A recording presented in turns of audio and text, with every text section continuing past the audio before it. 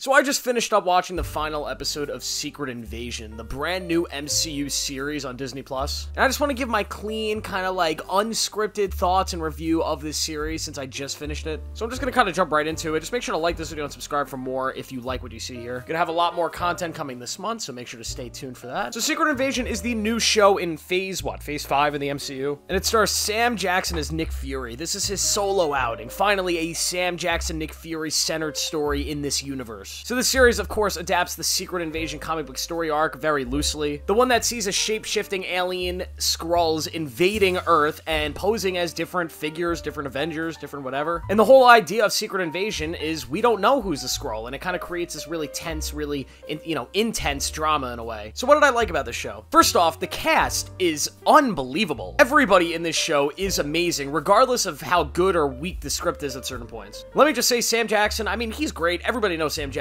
is amazing, and this is definitely his best performance as Nick Fury. He brings so much more depth to the character, so much more humanity, something I haven't really seen from this character since The Winter Soldier, and he's just really easy to connect with, and he's really great, and I just love him in this. In Rogue One, playing the villain in that movie, it's just like, this guy plays really, really good in Rogue One and stuff like, and Ben Mendelsohn, I mean, goddamn, he is such an underrated great actor. I mean, ever since I saw him in Rogue One, it's just like, man, they gotta put this guy in more stuff. Luckily, he was in this, and when he was on screen and doing his thing, he was great. I don't really like what they did with his character. He kind of just gets, taken away, but he is awesome. Big shout out to Olivia Colman. I mean, everything this woman touches is great. I didn't even know she was in this show, and when she popped up, I said, really, Olivia? The MCU got you? That was a big surprise. I think she's probably way too good to be in this show, if I'm gonna be honest. But she is awesome. I don't really remember what her character's name is, but she kind of plays this opposite of Sam Jackson, this other spy that leads this other agency, I guess, and she's just so awesome. Emily Clark is also in this. She's fine, I guess. I don't know. I'm not like the biggest Emily Clark fan. I love her in Game of Thrones. I just haven't really seen her in anything else where I'm like, yeah, Emily Clark steals the show in this. Her character's kind of generic, and you kind of see where the character's going, like, from the start. She follows that same, like, Kylo Ren type formula that Disney keeps writing into their young, their young characters that are the children of these, older characters. But another big shout out I have to give the guy that plays the villain in this show, Kingsley Ben-Adir. Oh my god, this is the best villain the MCU has had in a very, very long time. He plays the character of the Super Skrull and the leader of this new Skrull invasion, and he is just super intimidating, and Kingsley Ben-Adir just plays the character. His performance is so great. They gave him a lot to work with. He has a lot of great written parts. I don't like what they did with him in the last episode, but I will get into that in a second. But overall, great villain. Really like his character. Really like his connection to Nick Fury and to some of the other characters that we know from the MCU. Also, shout out to Don Cheadle. He's great in this. This is probably the best Rhodey performance we've ever had. Not really sure if I like what they did with the character, making him a Skrull and all that stuff. I gotta see what they do with him in the Armor Wars movie. Is that what they're doing? I don't know. If that thing ever happens, that's what I need to see. I need to see what's next for Rhodey before I could judge his story in this show. But just from a performance level, he's great. One of the things I like about the show, I really like the tone of it. I like that the show is not goofy. It doesn't follow the trend of the MCU of this goofy, everything's gotta be self-aware and stupid. The show takes itself very seriously at points, which I really appreciate, because this was a very serious, very serious story in a way. I also like the music. This show has one of the best scores of anything in the MCU. The score for this show just went really, really hard, and I really appreciated that. I'm also a big fan of some of the action scenes. There were parts of this is like probably the farthest they've gone with, like, I know it's not a movie, so it can't be rated this, but like an R rating level of storytelling. There are some brutal action scenes in this show that really just kind of caught me off guard, and I really loved it and appreciated it. I think if they took this story all the way and really made it hard R and were showing really, really gruesome violence, it would have really elevated the story.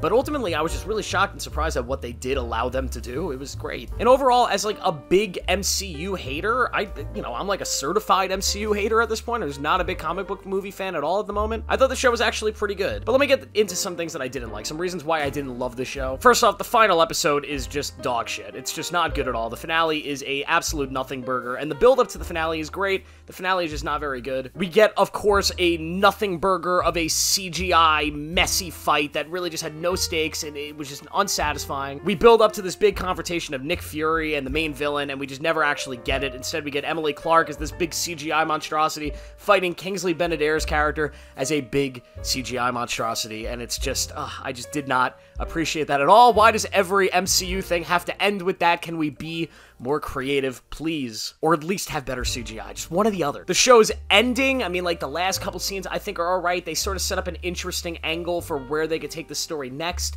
in future projects, and it somewhat had me interested. But overall, the last episode just did not do it for me whatsoever. Also, some of the writing in the show, it's such a weird show with the writing, because there are some scenes in some episodes where it's like, wow, this is really well written. This scene was really, really heartfelt. The actors performed it extremely well. And then there's other scenes that really just feel like the writers were looking the audience in the eye and just lecturing them about some political stuff. There's just some really, really on-the-nose lines and on-the-nose dialogue, and they keep piling it on in some scenes. And I was just not a big fan of that, but a lot of the writing was actually sort of decent. I also think the show's pacing was a little rough. Like, this did not need to be a 6-episode thing. This could have been a 2-hour movie. And I don't really understand why they're still doing these Disney Plus series for all these different shows and not making them like TV shows. And I know they're sort of changing that. We have the new Daredevil show, which is going to be like 20-something episodes, but if you're going to use this format, this series format, I always think it should be a 10-episode season. And you truly use those 10 episodes to tell different stories and overall tell one big arc. Write these like they're a network show. But unfortunately, Marvel and Disney are approaching these shows like they're movies. They're writing and producing these shows like they're films and then just stretching them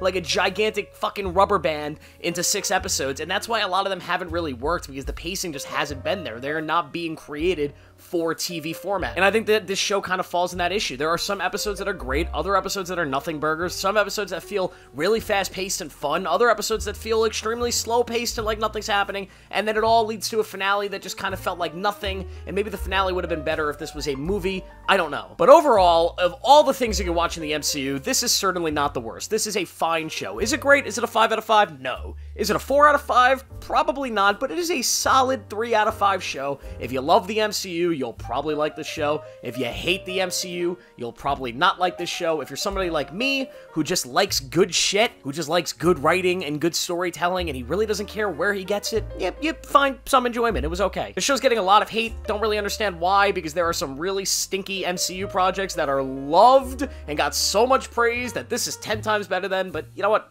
Whatever. Screw Disney. If people want to hate on Disney, I don't care. But overall, I liked Secret Invasion. So what do you guys think of Secret Invasion? Let me know. Leave that down in the comment section down below. Make sure to like this video and subscribe as always. Turn on notifications for more, and I will see you all in the next one.